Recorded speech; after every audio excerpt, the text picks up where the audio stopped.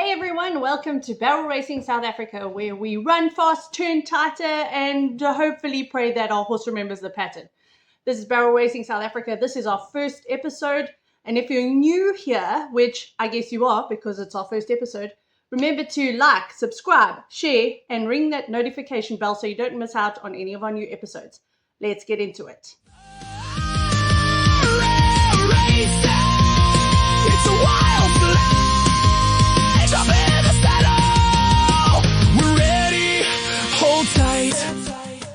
Welcome to our first episode, and if you've ever jumped on a horse and thought, wow, I should have stretched before this, then welcome, you're one of us. Before we get into divisions, and I'm going to explain that for everybody because we've got to understand it. We've got people who've been doing barrel racing for 3 years and they're still like, I don't understand the divisions. So before we get into that, I'm just going to explain a little bit about what is barrel racing. Barrel racing is not this. And if you think it's somebody chasing after a wine barrel down the hill, you're not wrong. But it's not that. It's actually this. She was part of the American Rodeo Tour. She changed her profile pic twice. And she's up next. She's trying to beat her. Let's go. There we go.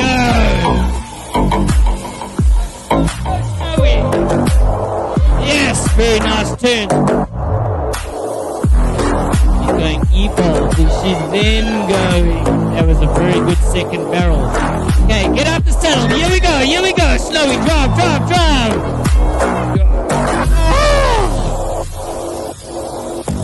Oh my word. That is an 18.394. All right, if you're new here, barrel racing is one horse, 3 barrels, and a timer that has a personal vendetta against you. You blink and you may offend it.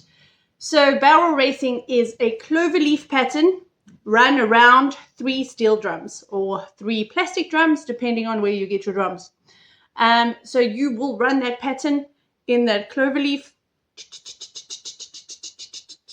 and the fastest time wins. That is basically barrel racing. So in that clip was our current champ, who is Melissa Swan LaRue. We want to just congratulate her once again for running an amazing 18.3. It was really a sight to behold. So that is barrel racing in a nutshell. And this is me in a nutshell, to quote Austin Powers. So after this, we'll be discussing some divisions, but first a word from our sponsors. Sorry, I was looking for sponsors. We don't have any sponsors. If you'd like to get involved, message us, Facebook, Instagram, email, info@barrelracing.co.za.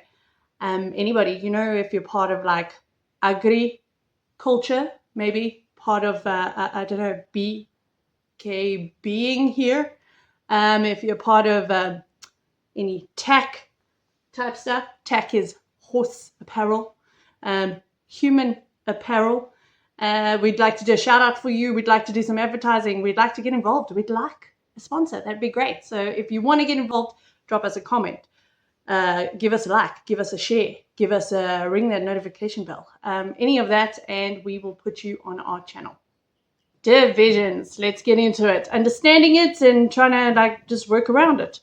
Why do we have divisions? Easy, because if the fastest time won, we'd all just be there for a group hug and moral support. So divisions level the playing field. We have 1D, 2D, and 3D in this country because our organization isn't quite big enough yet, but that's what they're there for. So 1D, the speed demons, the people that defy gravity and run as if they've got a herd of zombies behind them. Those are the 1Ds. So we'll pull up a graphic for you. Say 17,800 was our fastest time of the day. That will set 1D. That means that everybody falling within that first second from 1D, which will be 17,800 to 18,800, will fall into the 1D category. Next up, we would have 2D, which is people just hot on the heels of those speed demons, and that would be from 18,800 to 19,800. And then 3D or third division would be 19,800 to 2,800. So that would be your first top 3 divisions. The bigger your organization gets, the more divisions you have. In America, they go all the way down to 5D in some competition. It just depends where you're at. In our competitions, we separate each division by 1 second, and some competitions in the US only separate it by 500th of a second. So we give our riders a little bit of a leeway, a little bit of just a breather, so that we can slot some more people into those divisions.